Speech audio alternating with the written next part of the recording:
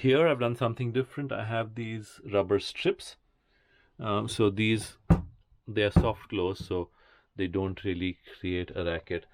For window or curtain holders, I have these command strip holder things which work perfectly fine. So that's that. Under this side here I have my essentially your heater and your water tank. Do check them, they're very prone to leak. Make sure the connection of the water tank to outside is secure and tight.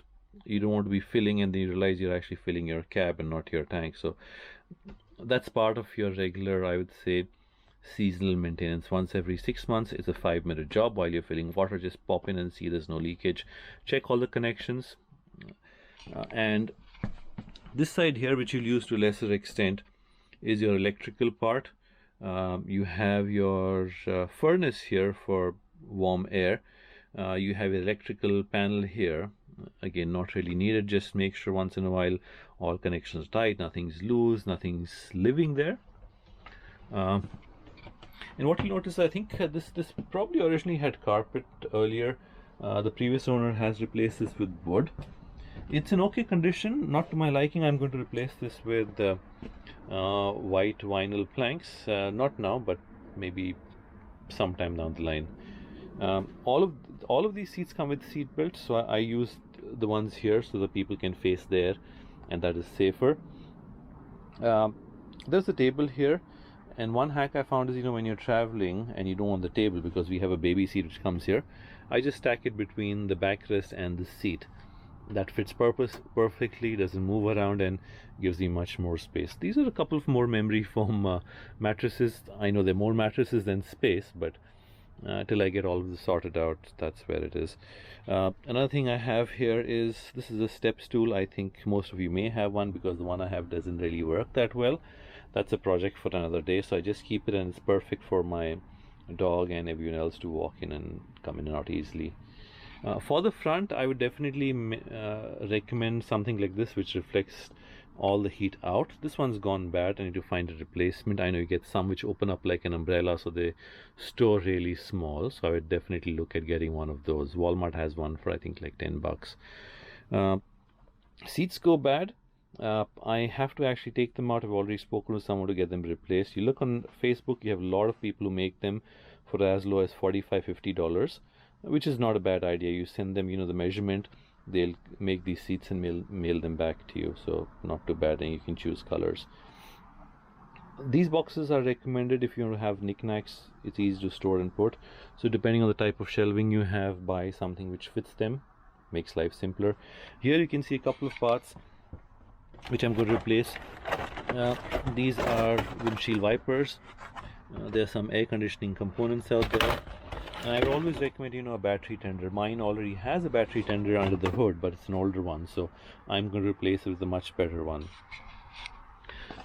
A vacuum, extension cords, camp soap. This is again, and a couple of more extension cords, hand soap. Let's see what else. This is Freon. This is when I finish the AC work, that's when I'll install it. I do have some decals I'll be putting up. These are the vinyl trims that I'll be putting around. Another thing I forgot mentioning is, definitely, again, cheap to do, replace your air filter.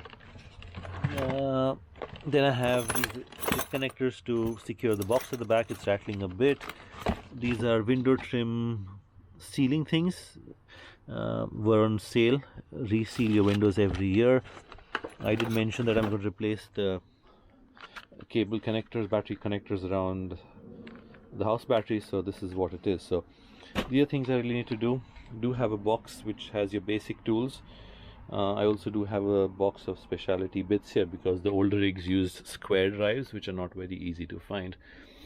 This again is interesting. You can use this to store stuff so it doesn't move around.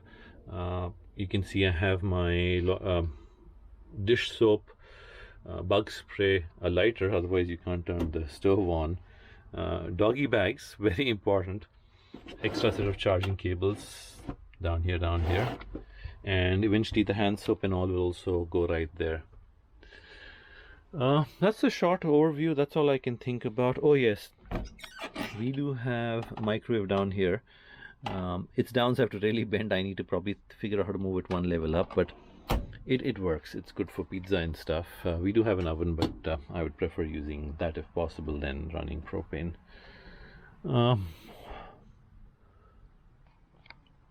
Yes, so I didn't cover the safety issue part.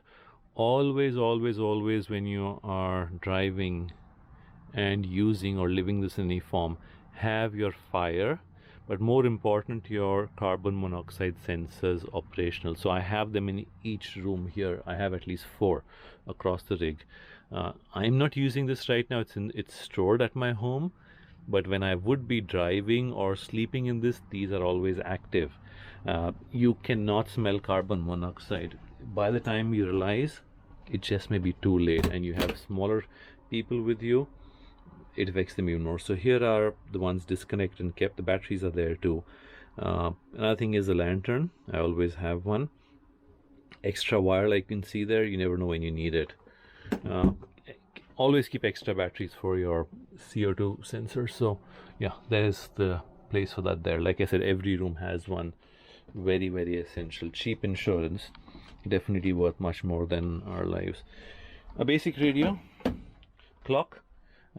You're traveling or you're parked, you just want to listen to radio, you don't want to run the ignition out there, you can use this. It has a battery backup which keeps the time in sync even if there's no power to the rig, but otherwise this works perfectly fine. That's all I can think about. Oh yes, exterior, we were talking about fuel, right?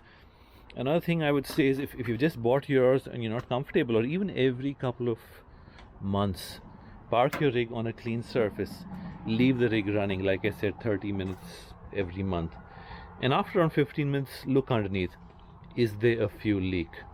Is there an oil leak? Investigate and fix. So most of these older rigs have they're built well, so from the carb what comes out is a rubber flexible hose, goes into a metal pipe or a fuel pipe, comes all the way, all this is metal till here, and then in a couple of sections they have rubber hoses sort of interconnecting them, and that's what becomes hard and cracked. So it's not closed, it's almost one third of the way in, because these are extended cabs, so you can't really just see here. But let me try to bend down. So you see that wire hanging down, so just adjacent to it are a few lines, and like we saw right now, I can see this wire hanging, which means something is bad or that should not be. So after this video is done, I'm going to crawl under and zip tie it back in place. So your fuel lines run inside or along these wires all the way back, so do check them. Also, while you're down there, make sure the connections on top of your tank and connections from your fuel filler here to the tank are tight, because that's another spot that they leak from. Again, old age, vibrations, it's a recipe for everything to go loose. These here need new butyl. I can see mine do, so I'm going to remove them, put new butyl tape, seal them up. This one's fine, but that's something I would definitely recommend doing. So this is missing the vinyl tape. I have that is also essential to replace. So do these small things, your rig will last much longer. This is the back of the fridge, needs a clean out. I did vacuum it some time ago, but it does definitely need another clean out. That I will do. Always carry spare fuses. You never know when you need a fuse, so that's something I would definitely recommend doing. While driving down the road, secure all of these. You don't want them flapping around. I think that's more or less, again, a work in progress. AC needs to be worked on, and I need to work a little bit underneath.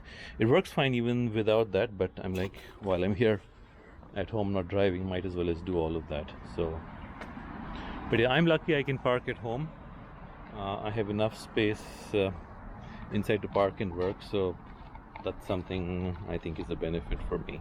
Plus it's pretty secure. I mean, I don't have that much wind coming in, so I still can work later in the evening without worrying too much. So anyway, hopefully this gave you some information and inspiration on what you could do with an older rig. It's not a one and done. I would say for the first couple of years you definitely identify smaller things, some critical which need to be addressed, some which you could do in a longer period, which are more cosmetic. But these are built to last. They were built with metal, not all plastic parts, so they may be slow, but they will get you there. There's much less to go bad in these than in the modern rigs, which are mostly electronic controlled. So here it will work. It'll work slower, but they will definitely work. They will not let you down, as long as you can ensure that they get the spark and you have good fuel. You will get across the world with these. Before I sign off, another important thing, if you look down here, I don't know if you can see those blue things there. So the lower control arms, the rubber was bad. This one here, this is I think the sway bar, the rubber was bad. I have replaced them. Those are critical components of your suspension, so do definitely check them. So when you do your underbody inspection, that's when you'd actually catch any of these issues. So yeah, so I have an oil leak, a minor oil leak. That's normal. It is not worth the effort of fixing it, because I do not lose any significant oil, but I would definitely recommend checking. I also have what is called a steer safe installed, which basically keeps my steering wheel straight. So in case of a blowout, or even generally, it helps maintain this to run straight. So think about getting something like that. And I just realized I need to lubricate the chassis, so that's another thing I will have to add to my list. Not today, but yeah, that's something definitely look forward to. So again, finally, have a good rest of the day, and let me see if I can put something more once I finish with what I'm doing.